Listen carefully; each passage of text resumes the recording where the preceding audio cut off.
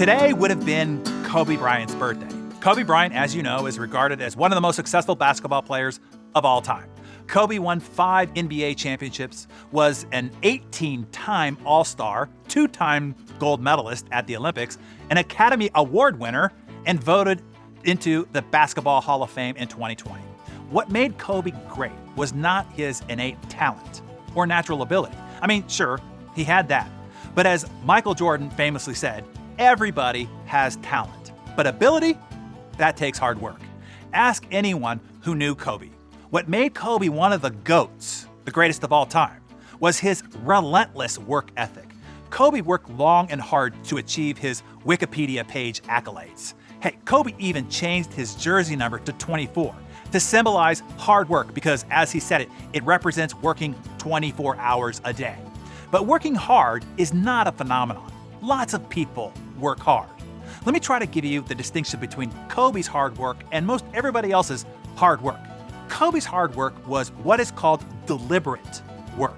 It is not just repetitive work.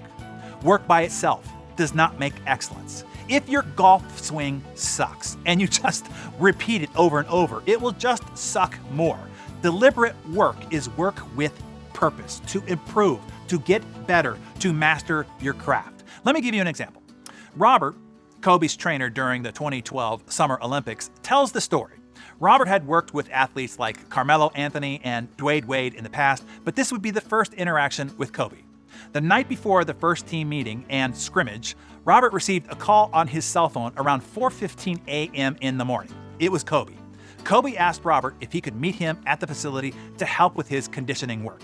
20 minutes later, when Robert finally arrived on the main practice floor, he saw Kobe there. Kobe was alone and drenched in sweat as if he had just taken a swim and it wasn't even 5 a.m. Together, they did some conditioning work for the next hour and 15 minutes. They entered the weight room where Kobe would do a multitude of strength training exercises for the next 45 minutes. After that, they parted ways. Robert went back to the hotel, but Kobe went back to the practice floor to shoot. Robert was expected to be on the floor again about 11 a.m. When he arrived, all of Team USA players were there, and alone on the right side of the practice facility was Kobe, by himself, shooting jumpers. Robert went over to him, patted him on the back, and asked Kobe what time he finished his shots and left the facility after they parted ways.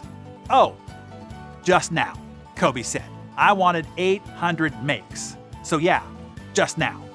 For those of you keeping track, Kobe started his conditioning work around 4:30 a.m., continued to run and sprint until 6 a.m., lifted weights from 6 a.m. to 7 a.m., and then proceeded to make 800 jump shots between 7 and 11 a.m. Oh yeah, and then Team USA had practice. It's obvious that Kobe is getting his 10,000 hours of work in. But the most important part of the story is the importance of him doing deliberate work.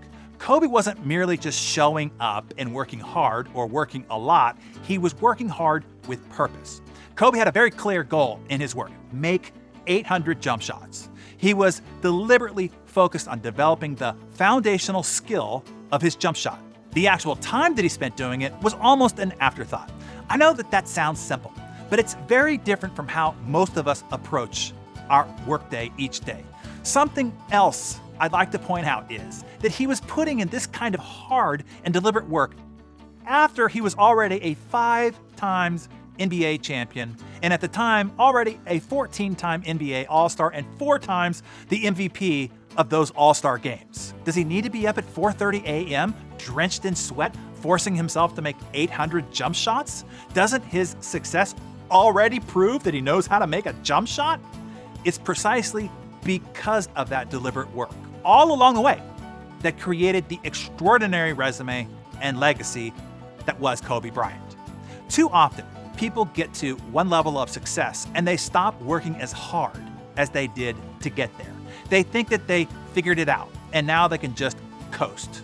And they coast all right off the cliff of success.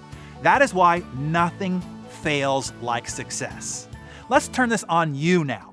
Are you working as hard today as you did when you first started your career or your business?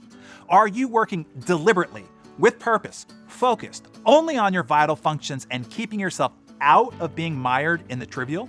Have you started to coast a bit on your success? Come on, be honest with yourself now.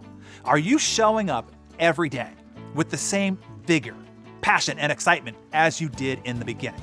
If not, you might be in the midst of the beginning of the end. Let me say it again. Nothing fails like success. The development of genuine expertise and greatness requires struggle, sacrifice, and honest, often painful self-assessment. There are no shortcuts. It'll take you at least a decade to achieve expertise, and you will need to invest that time wisely by engaging in deliberate work that focuses on functions, goals, and achievements beyond your current level of competence and comfort. Let's use the occasion of the Mamba's birthday and the legacy of a life well played to inspire our own life and legacy. Choose to be the exception today. Find a way to push yourself out of your comfort zone and normal work effort. Do some extra deliberate work. Go above and beyond, and much further than those around you. I'll leave you with a few Mamba quotes. Kobe said, "I can't relate to lazy people. We don't speak the same language. I don't understand you. I don't want to understand you." And he said, "We can always do what's normal and be average. I'm not in this to be average and do what's normal." And then lastly, the most important thing is you must put everybody on notice that you're here and you're for real. Okay, share with us on how you will apply some Mamba magic into your day and how you will go above and beyond. Tell us that in the comments below.